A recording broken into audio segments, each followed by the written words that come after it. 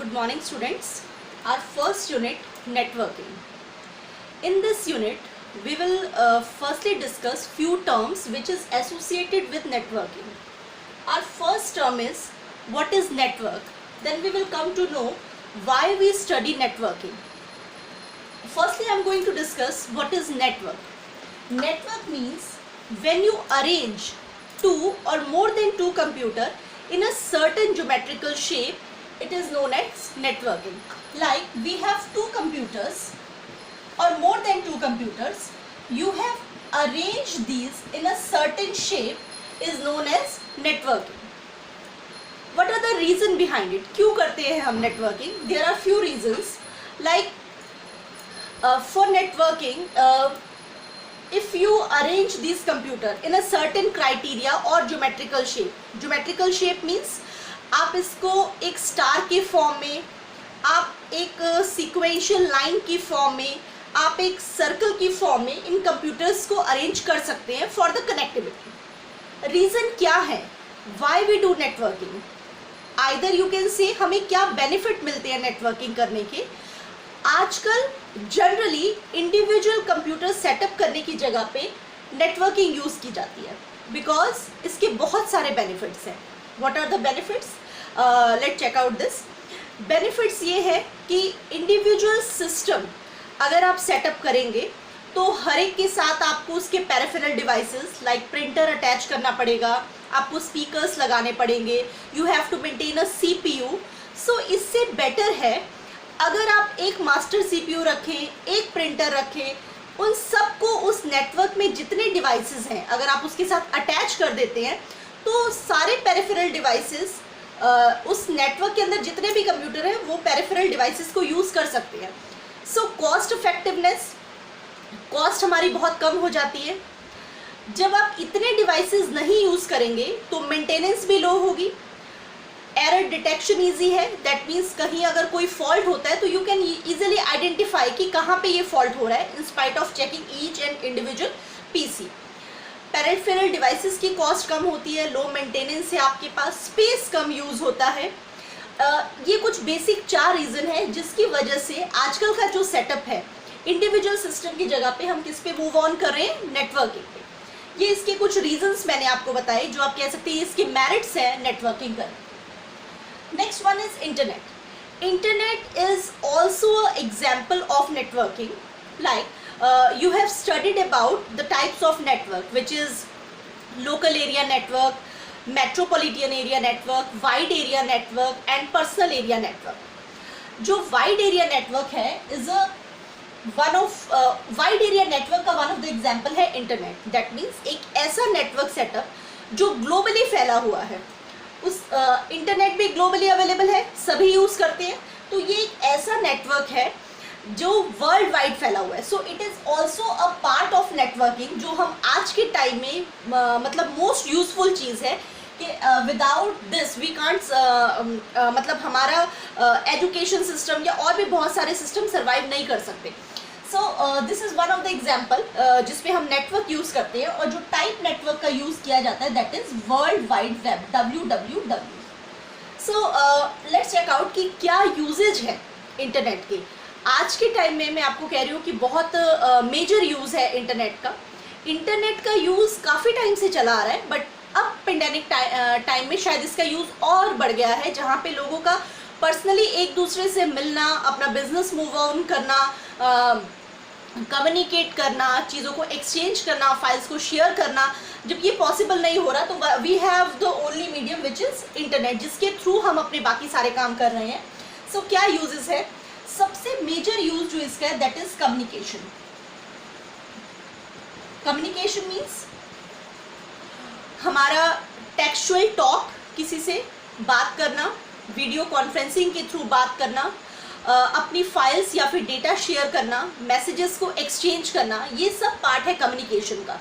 सो जहाँ पे हमारे लिए पॉसिबल नहीं है वी कैन मतलब पर्सन टू पर्सन मिलना या फिर फाइल्स ट्रांसफ़र करना, वहाँ पे हमारे लिए इंटरनेट बहुत ज़्यादा यूज़फुल है जहाँ पे with in a fraction of seconds हम अपनी किसी भी तरीके की फाइल्स और डेटा को ट्रांसफ़र कर सकते हैं. एज वेल एज कम्युनिकेशन जो टेक्सचुअल टॉक कहें या फेस टू फेस बात की जाए, या फिर आप कह सकते हैं वीडियो कॉन्फ्रेंसिंग के थ्रू जहाँ पे हम नंबर ऑफ पर्सन्स के साथ कनेक्ट करते हैं, ये सारी चीज़ें because of the internet is possible. और वो किसकी हेल्प से हो रहा है? नेटवर्किंग की हेल्प से। Second, the major uses of this is business. Business के फील्ड में आजकल का जितना भी बिजनेस है वो सब इंटरनेट पे डिपेंडेंट है। जहाँ पे आप देखेंगे शॉप्स ओपन नहीं हो पा रही हैं, फैक्ट्रीज में लोगों का काम करना पॉसिबल नहीं है। कैसे लोगों का काम चल रहा है? Only because of the internet. Online shopping का बहुत ज़्यादा ट्रेंड है, ऑनलाइन परचेजिंग का, ऑनलाइन सेलिंग का। हम सारे काम किसके थ्रू कर रहे हैं? इंटरनेट के थ्रू। सो बिजनेस के पॉइंट ऑफ व्यू से आज के टाइम में where each and everyone is associated with certain things, वो कहाँ पे अपना बिजनेस यूज कर रहे हैं? इंटरनेट के through. Then for you people, e-learning means getting the education, to know new things, to find out new things। उन चीज़ों के बारे में ढूंढना, उनको फाइंड आउट करना, उनको पढ़ना, नॉलेज गेन करना। आजकल के टाइम में आई थिंक ई-लर्निंग जो है, जो बहुत टाइम से चली आ रही है बट आज एक्चुअली जस्टिफाई हो रही है, और you people are the part of it. आप बहुत इजीली इसको अंडरस्टैंड करेंगे कि जो भी एजुकेशन का मीडियम है that is through the internet only. अब ये हमारे पास मीडियम रह गया है जहाँ पे आप number of YouTube videos check कर सकते हैं। You can create your own out of your interest, जो भी आपको पढ़ना है, whether it's any subject, any creative work, आप सब इंटरनेट के थ्रू फाइंड आउट कर सकते हैं। So this is one of the major example आज के टाइम में जहाँ पे स्टूडेंट के लिए ये फुली जस्टिफाइड है। नेक्स्ट, कम्युनिकेशन बिजनेस और ई लर्निंग के अलावा भी वी हैव रिसर्च के फील्ड में जब आपको कुछ नई चीज़ फाइंड आउट करनी है, कुछ नया लोगों तक पहुंचाना है, जो उनके प्रीवियस रिव्यूज़ थे वो पढ़ने हैं, तो उस केस में जितना भी डेटा है वो जो भी रिसर्च वर्क है वो आपको कहाँ पे अवेलेबल है? इंटरनेट पे। इसके अलावा भी हमारे पास बहुत सारी फील्ड्स हैं, लाइक ऑटोमोबाइल्स इंडस्ट्री में, डिज़ाइनिंग में। अगर आप कुछ नई चीज़ डिज़ाइन करना चाहते हैं, जैसे एयरक्राफ्ट वगैरह, प्लेन्स डिज़ाइन होते हैं या कार मॉडल्स डिज़ाइन होते हैं, तो डायरेक्टली वो डिज़ाइन नहीं हो जाते, उनका पहले एक लेआउट तैयार किया जाता है। वो लेआउट हम अपने कंप्यूटर पर डिज़ाइन करते हैं। उसके बाद उसे अगर आपको कुछ लोगों से डिस्कस करना है या फिर आप उनके पॉजिटिव्स और नेगेटिव्स फाइंड आउट करना चाहते हैं, तो उसके थ्रू भी हम कम्युनिकेट करके लोगों के पॉजिटिव्स और नेगेटिव्स आइडेंटिफाई कर सकते हैं। तो हमें बहुत बेनिफिट मिलता है रिसर्च के केस में। जितने भी नए रिसर्चेज आ रहे हैं, किस फील्ड में आ रहे हैं, you can also get that from the internet. Medicines हो गई हमारी, और जैसे आपका ई रिजर्वेशंस हो गया, गवर्नमेंट के पोर्टल्स हैं, क्या फैसिलिटीज़ पब्लिक को दी जा रही है, सिटीजन्स को दिया जा रहा है, हमारे क्या राइट्स हैं, ये सारी चीज़ें if you want to find out, तो हमारे लिए we have the only medium that is internet. So internet ने एक्चुअली जो वर्ल्ड वाइड ग्लोब है उसको बहुत कॉम्पैक्ट कर दिया है, बहुत छोटा कर दिया है, जहाँ पे लोग जनरली एक दूसरे से मिल सकते हैं, उनको आइडेंटिफाई कर सकते हैं, बात कर सकते हैं, अननोन पर्सन्स के साथ भी आप इंटरेक्ट कर सकते हैं। We have the blog. So बहुत सारी चीज़ें हैं जो आज के टाइम में इंटरनेट हमें प्रोवाइड कर रहा है। टाइम बिंग हम और स्टडी करते जाएंगे। तो ये कुछ बेसिक एग्जाम्पल्स हैं हमारी इंटरनेट के केस में। कुछ से आप ऑलरेडी अवेयर हो, टाइम बिंग आपको और भी पता लग जाएगा। So these are most probably two terms that I have discussed, network and internet. Okay, जहाँ पे आप दो या दो से ज़्यादा कंप्यूटर्स को किसी ज्योमेट्रिकल शेप में अरेंज करेंगे, और इंटरनेट में क्या होता है, ये वर्ल्ड वाइड वेब का एक पार्ट है, ग्लोबली फैला हुआ है, और इसके यूजेज। अब हम नेक्स्ट इसकी कुछ टर्मिनोलॉजीज करेंगे। वो टर्मिनोलॉजीज क्या है? जब भी आप इंटरनेट के बारे में या नेटवर्किंग के बारे में पढ़ते हैं तो हमारे पास दो टर्म्स बहुत ज़्यादा यूज होती है, one is server and other one is client. क्या है? सर्वर कहें या क्लाइंट कहें, दोनों एक कंप्यूटर ही हैं, कुछ स्पेशल नहीं है, एक ही जैसे दिखते हैं, बट उनकी जो प्रोसेसिंग कैपेबिलिटीज़ है, जो उनके काम करने का तरीका है, जो उनका स्टोरेज क्वालिटी है, that is quite different. Server is the main powerful computer जिसकी स्टोरेज कैपेबिलिटीज, प्रोसेसिंग कैपेबिलिटीज वो ज़्यादा होंगी as compare to any client. Client is also a computer, you can say it's a work station और node जो अपना सारा data server से receive करता है। क्लाइंट जो है ये सर्वर को रिक्वेस्ट भेजेगा, अगर सर्वर उस रिक्वेस्ट को एक्सेप्ट करता है तो क्लाइंट उनके सॉफ्टवेयर्स जो है, उनके साथ अटैच पेरिफेरल्स जो है वो सब यूज कर सकते हैं। अगर सर्वर इसे एक्सेप्टेंस ना दे तो क्लाइंट अपने आप में कोई काम नहीं कर सकता। सो जब हम नेटवर्क बनाते हैं, जब हम बहुत ज़्यादा कंप्यूटर्स को आपस में जोड़ते हैं, उनकी कनेक्टिविटी करते हैं, तो हम कुछ सर्वर्स क्रिएट करते हैं। That means main powerful computer जिसके पास सारी अथॉरिटी रहती है। फॉर एग्जाम्पल, जैसे आपकी क्लास में we have number of students, ठीक है, उन स्टूडेंट्स में हमने 1 या 2 मॉनिटर अपॉइंट किए हुए हैं। इन मॉनिटर्स के पास कुछ अथॉरिटी हमने दी हुई है कि टीचर के एब्सेंस में वो क्या करेंगे, बच्चों का काम भी देख सकते हैं, ये देखेंगे कि क्लास चुप है या नहीं है। रीज़न क्या है कि जो इतने सारे हमारे स्टूडेंट्स हैं वो थोड़े अरेंज रहे, फोकस रहे, काम ठीक से करें। इसी तरीके से जब आप एक नेटवर्क तैयार करते हैं तो वहाँ पे हमारे जो कंप्यूटर्स हैं, नंबर ऑफ कंप्यूटर्स का अटैचमेंट या फिर अथॉरिटी हम एक मेन कंप्यूटर को दे देते हैं, उसे हम कहते हैं server. Okay, so these are the 2 terms जो नेटवर्किंग में बहुत ज़्यादा यूज होता है। क्लाइंट के मतलब कुछ सिनोनिम्स भी, और आप कह सकते हैं उसे कुछ और नेम से भी जाना जाता है। कहीं पर आप उसे नोड पढ़ेंगे, कहीं पर आप उसे वर्क स्टेशन भी पढ़ेंगे। सो ये कुछ टर्म्स हैं जो इसके साथ एसोसिएटेड है नेटवर्किंग के साथ। इसके अलावा अब मैं आपको ये बताऊंगी कि इंटरनेट का एक्चुअली इवेल्युएशन कैसा हुआ, कैसे इंटरनेट आया, क्या प्रोसेस था उसका, उसके बाद हम उसके बाकी प्रोसेस में जाएंगे। इंटरनेट एक्चुअली जो नाम हम आज जानते हैं इंटरनेट, ये स्टार्ट हुआ था ARPANET से। ARPANEट advance research project agency network. I repeat, advance research project agency network. एक नेटवर्क तैयार किया, दैट मीन्स कुछ कनेक्टिविटी होगी, आपस में कुछ डिवाइसेस कनेक्ट होंगे।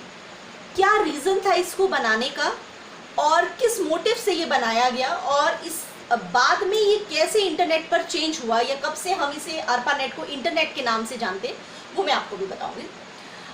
यूएस की एक डिफेंस कंपनी थी एक्चुअली। उन्होंने अपना एक प्रोजेक्ट वर्क करना था जिसमें न्यूक्लियर अटैक से बचने के लिए उन्होंने एक नेटवर्क तैयार किया था। और उस नेटवर्क में अलग अलग रीजन्स थे जहाँ पे लोग उन रीजन्स में जो लोग थे उनके साथ उनका कम्युनिकेशन होता रहता था, मतलब कुछ मैसेज एक्सचेंज करना, रिसीव करना, ये सब चीज़ें। तो उन्होंने अपने प्रोजेक्ट का नाम दिया था advance research project agency network. इसका मेन मोटिव ये था कि इस नेटवर्क में जितने भी लोग एसोसिएटेड हैं, जितने भी डिवाइसेस एसोसिएटेड हैं, उस पर हम डाटा एक्सचेंज करें, एक्सचेंज ऑफ द इंफॉर्मेशन हमारा होना चाहिए। इन केस 1 और 2 डिवाइसेस या फिर नोड्स डैमेज भी हो जाती हैं, तब भी हमारा कम्युनिकेशन जो है उसका फेलियर नहीं होना चाहिए, कम्युनिकेशन होता रहे। सो उनका मिशन काफ़ी एक्सटेंड तक फुलफिल हुआ, बट इसमें कुछ लूप होल्स उन्हें नज़र आए। अब लूप होल्स क्या थे कि अगर कोई चीज़ डैमेज होती है तो उसके लिए क्या ऑल्टरनेटिव है, उसका मैसेज हम किस तक पहुंचाएंगे, मैसेज पहुंचा या नहीं पहुंचा, इसका एक्नॉलेजमेंट कैसे मिलेगा या कंफर्मेशन कैसे होगा। तो इन लूप होल्स को actually NSF net, national science foundation network ने उन लूप होल्स को पूरा करने की कोशिश की, उन कमियों को, उन लिमिटेशंस को पूरा करने की कोशिश की या दूर करने की कोशिश की। ARPANET की जो फिलॉसफीज थी वो सारी philosophies as it is use हुई।